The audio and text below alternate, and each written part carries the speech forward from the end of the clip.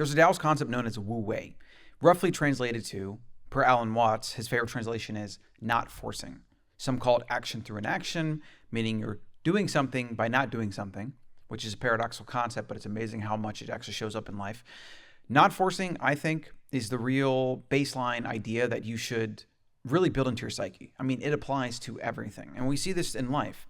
When you chase, when you force, when you try to manipulate or cajole, even if for a while it works out, it always falls apart.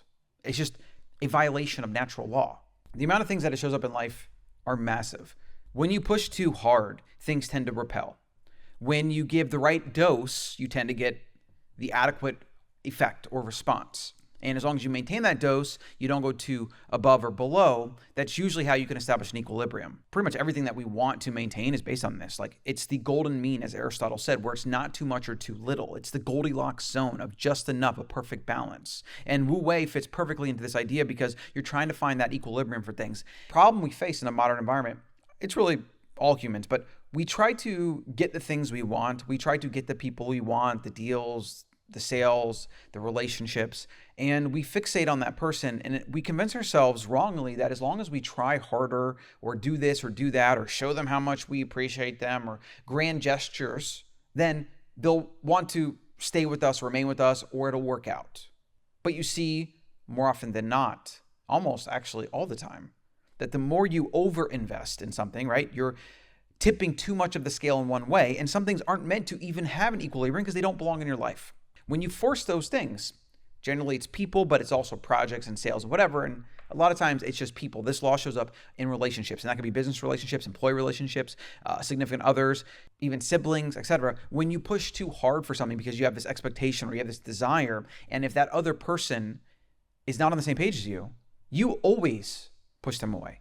You actually get the opposite effect of what you're trying to get. Instead, what you see is if you actually back off a little bit, you change that push-pull dynamic. You go from pushing to pulling. And the pulling in a lot of cases is actually inaction. And this is where Wu Wei comes up. You're not actually doing anything. You're just maybe being less responsive or you're less investing. Now, of course, you can obviously underinvest to the point where people just think you don't even care about them because like you don't reach out or whatever. So again, it's the equilibrium. It's the golden mean you're trying to find. Time is the great equalizer. You let things take their time. You let people figure things out for their own. You let people figure things out on their own. You don't put too much pressure, maybe a little bit of pressure, maybe a little bit of scarcity or fear of loss, like for example, in a job situation where money's on the line, etc. But when you try to push people too much, no matter how much money they're making, it will always break. If you try to force a sexual relationship too much, it will always break. You could go on and on about this and it could be countless examples. I'll give you one example and I'll give you a couple quotes. As Lao Tzu said, founder of Taoism, nobody knows who he is, nature does not hurry, yet everything is accomplished. Beautiful. Love it, right? Let things be, let things figure themselves out on their own. And the more you invest energy and you force something, generally the more you push it away. Historically, the concept of Wu Wei has been employed in many contexts. One example of this is the Ming Dynasty. Zhu Yanzhang, a humble peasant who later became emperor, relied heavily on the concept of not forcing. He didn't seek power aggressively, but instead capitalized on the natural chaos and disarray of the collapsing Yuan dynasty. He waited, moved with the flow of political change, and eventually, without unnecessary force, found himself leading the new dynasty.